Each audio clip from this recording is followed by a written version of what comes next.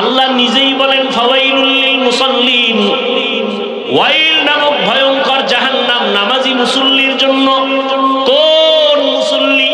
যে মুসল্লি নামাজ পড়ে দুনিয়া পাওয়ার জন্য, জীবনে নামাজ পড়ে না, মানুষের মন পাওয়ার জন্য এখন মসজিদে নামাজ পড়িয়া মিথ্যা বলে, নামাজ পড়ে সুদ খায়, নামাজ পড়ে ঘুষ খায়, নামাজও পড়ে মিথ্যা বলে, নামাজও পড়ে মা বাবার সাথে নাফরমানি করে, নামাজও পড়ে আবার অন্যের হক নষ্ট করে। এমন মুসল্লির জন্য আল্লাহ নিজেই বলেছেন ফাওয়াইলুল লিল মুসাল্লিন। নামাজ যে আপনি পড়বেন, রোজা রাখবেন, যা কিছু করবেন সব কিছু হতে হবে কার জন্য? কার জন্য? আল্লাহর জন্য। তা আল্লাহর জন্য কেমনে নামাজ হবে? নামাজ তো আমরা অনেকেই পড়ি, নামাজের পরে আবার অনেকে মিথ্যা কথাও বলি, আছে না নাই? বহু নামাজি, নামাজ আল্লাহর কোরআন বলছে নিশ্চিত নামাজ মানুষকে সব গুনাহ থেকে বাঁচায় রাখবে। অথচ আমাদের দেশে বহু নামাজ আছে, নামাজি আছে সুদ খায়, ঘুষ খায়, বেপরদায় চলে, মিথ্যা বলে, পরের হক নষ্ট করে, আছে না নাই? তাহলে আল্লাহর ওয়াদা গেল কই? নামাজি বান্দা তো কখনো গুনাহ করবে না, অথচ আমাদের নামাজের পড়নেওয়ালারা নামাজ পড়েই মসজিদ থেকে বের হওয়ার আগে টুপি পকেটে ঢুকায়, জুমায় যায় কপালে এমন পড়া, 2 রাকাত পড়া দৌড়। আরো যে ইমাম সাহেবের সালামের পরে আরো 4 রাকাত সুন্নতে মুআক্কাদা পড়তে হবে, না পড়লে কবিরা গুনাহ হবে, এর খবর নেই। তাহলে নামাজ পড়ে কেন গুনাহ করবে? আল্লাহর ওয়াদা নামাজ মানুষকে সব গুনাহ থেকে ফিরাবে। নামাজ পড়ে মানুষ কেন গুনাহ করবে? তাহলে এই নামাজ কেমন নামাজ?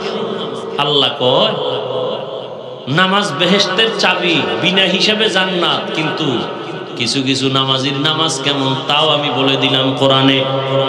আরাআইতাল্লাযী ইউকাযযিবু বিদ্দীন ফাযালিকাল্লাযী ইয়াদউল ইয়াতীম ওয়া লা ইয়াহুদ্দু আলা তাআমিল মিসকিন। এরপরের আয়াতটা পড়েন আপনারা যারা পারেন। ফাওয়াইলুল লিল মুসাল্লিন, তার মানে নামাজি মুসল্লির জন্য ওয়াইল নামক জাহান্নাম।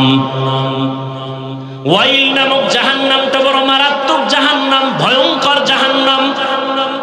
আল্লাহ নিজেই বলেন ফাওয়াইলুল লিল মুসাল্লিন, ওয়াইল নামক ভয়ঙ্কর জাহান্নাম নামাজি মুসল্লির জন্য। কোন মুসল্লি?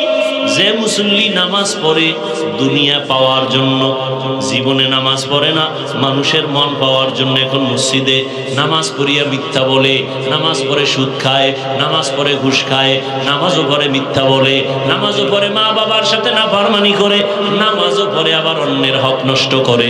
এমন মুসল্লির জন্য আল্লাহ নিজেই বলেছেন ফাওয়াইলুল লিল মুসাল্লিন। এটা তো আপনাদের একটা জানা শোনা সূরা, বাংলায় তরজমাটা পড়ে দেখেন কি বলছে ওখানে। বাজার দিয়ে কোরআন কেনা লাগবে না, মোবাইল তো চালান, গজবের মোবাইল তো হাতে হাতে আছে। বাংলা কোরআন সাইট এটারে সার্চ দিয়ে ডাউনলোড করবেন, লিখবেন বাংলা কোরআন, আসলে এটাকে ডাউনলোড করবেন। 114 সূরা চলে আসবে। এরপর আরাইতাল্লাযী সূরাটা শেষের দিক দিয়ে তরজমাটা পড়বেন। ফাওয়াইলুল লিল মুসাল্লিন, নামাজি মুসল্লির জন্য জাহান্নাম। তাও কেমন জাহান্নাম? ভয়ঙ্কর জাহান্নামের নাম ওয়াইল নামক জাহান্নাম।